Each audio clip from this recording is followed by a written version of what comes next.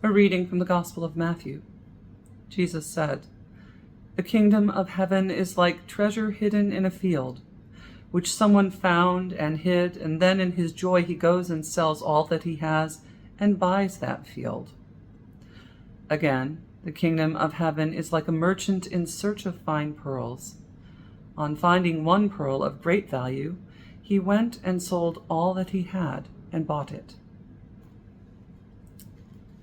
Well, these two similes, Jesus is telling us what the kingdom of heaven is like. He's teaching his disciples what it's like, the kingdom.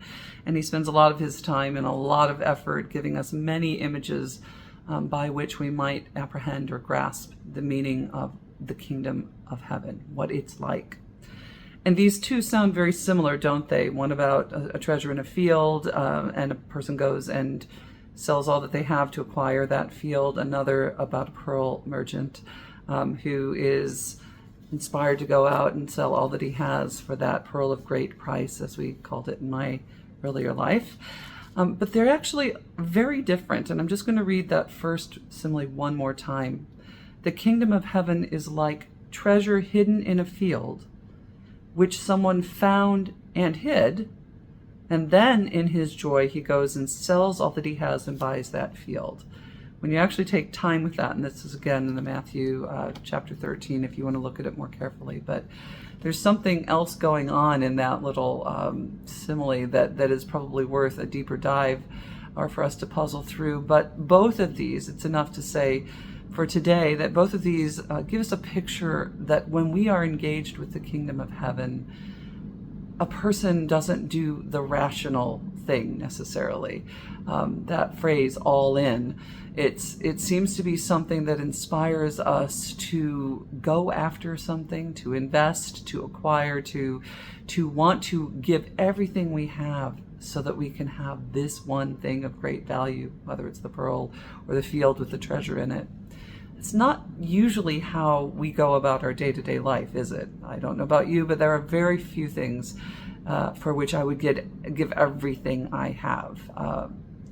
One of my relatives' life comes to mind, or perhaps even my own life. Maybe the survival of my beloved cathedral. There are a few things that for which I would be inspired to that level of radical self-emptying, that I would give everything I have to have this as a part of my life, or have this come to be, whatever it is. And I wonder, much more often we're thinking about reasonable, wise choices. Should I invest more here? Should I purchase this car or that? Should I purchase this home? We tend to acquire big, important, and consequential things through a process of rational thinking and convening with others and checking our thinking, and it tends to be a much more measured and a much more incremental approach usually when we're talking about things of great value. And what Jesus is telling his disciples and telling you and me is that it's the nature of God's kingdom that once we have glimpsed it, we will do something utterly irrational. We will make an impulse purchase, if you will, and one that involves not just sort of a smart move in our portfolio, not one this is likely to increase in value, not one where this is the best move we can make at this time. All of those ways of thinking that are, I think, common to our life are out the door, out the window when we're talking about the kingdom of heaven. He says it's like once we've glimpsed it, we are either all in or we're not. We give our all in ourselves to that. And what might that mean for your and my daily life? Well, I think it might encourage me to at least look at what I think I might do if I felt I glimpsed the kingdom of heaven in a particularly compelling way, as the two figures in Jesus' teaching today have. What would I be willing to do? Can I imagine myself saying, this is fantastic, and with joy going and giving everything up and going all in with this kingdom of heaven? Or would I sit back and be much more circumspect and much more partial in my response?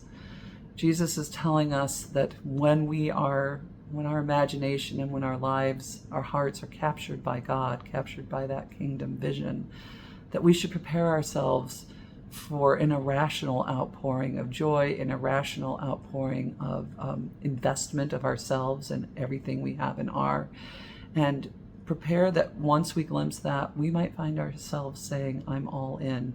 Never mind the reasonable and prudent thing to do. I'm all in with God and God's kingdom come to life on in this community of ours and here on earth. So I hope that you'll take some time to think about what might cause you to be all in with God.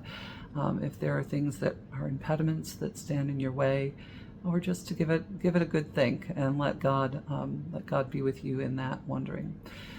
And as we go forward in this day, may God be with you, may God bless you and keep you this day and always. Amen.